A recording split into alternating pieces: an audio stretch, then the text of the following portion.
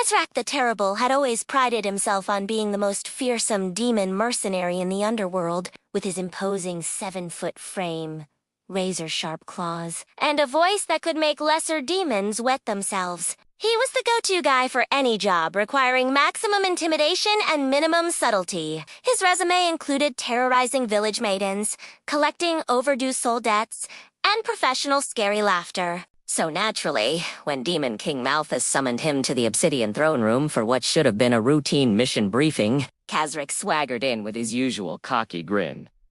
"Your magnificent darkness!" Kazrak boomed, striking a dramatic pose. "What village shall I reduce to quivering terror today?" Demon King Malthus, a towering figure wreathed in shadows and wearing a crown that looked suspiciously like it came from a Halloween store clearance sale, did not look amused.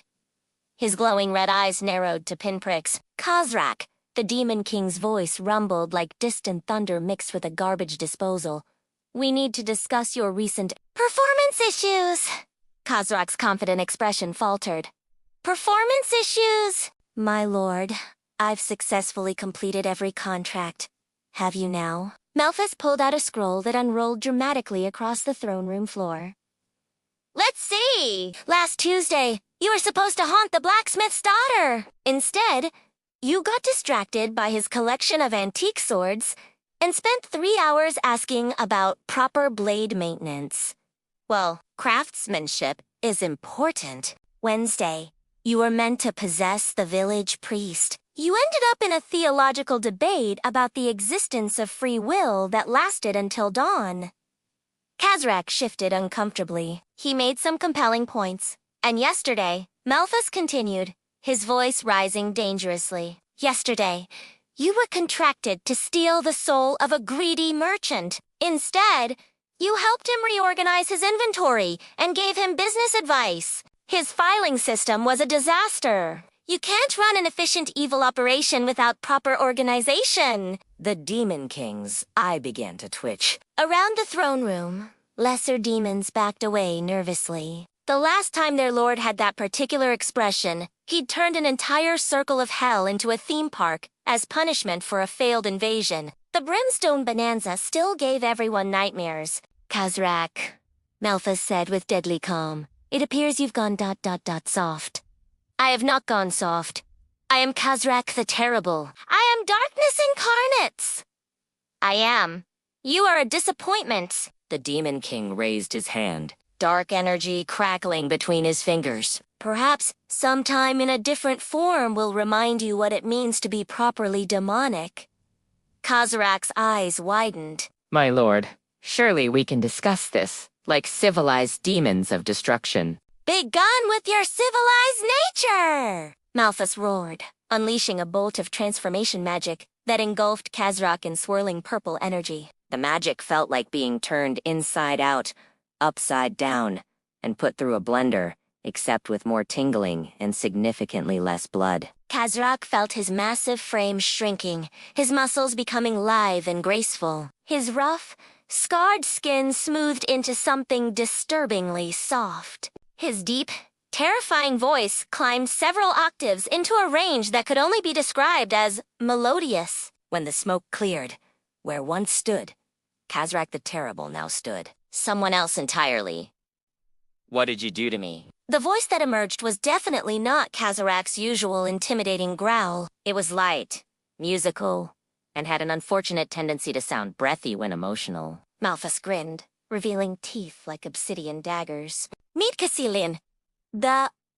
Well, we'll work on the title. You are now a succubus, my dear former mercenary." Kazrak, now Kazilin, looked down at his new form and nearly fainted. Gone were the bulging muscles and intimidating frame. In their place was a petite figure with curves in places he'd never had curves before, long silky hair, and what appeared to be a wardrobe malfunction, masquerading as clothing.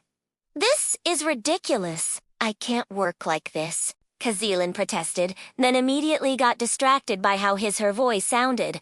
"Oh, come on!" Even my complaints sound adorable now. "The transformation will last until you remember how to be properly evil," Malthus declared. "And before you ask, yes, You now have all the typical succubus urges and abilities. Try not to seduce yourself in any mirrors. Kazilin stumbled, still adjusting to his new center of gravity and the complete absence of his former intimidating presence. How am I supposed to collect soul debts looking like this? I look like I should be selling flowers or teaching kindergarten. Perhaps that will motivate you to rediscover your inner demon, Melfa suggested with a smirk.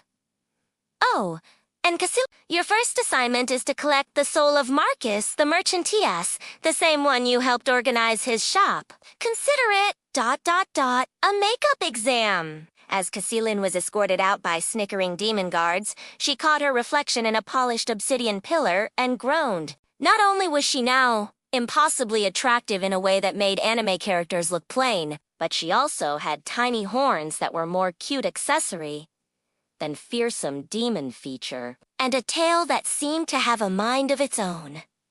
This is a nightmare, Kazilin muttered, then paused. Although, I do look fantastic! These cheekbones could cut glass, the demon guard escorting her coughed. Ma'am, you're talking to yourself.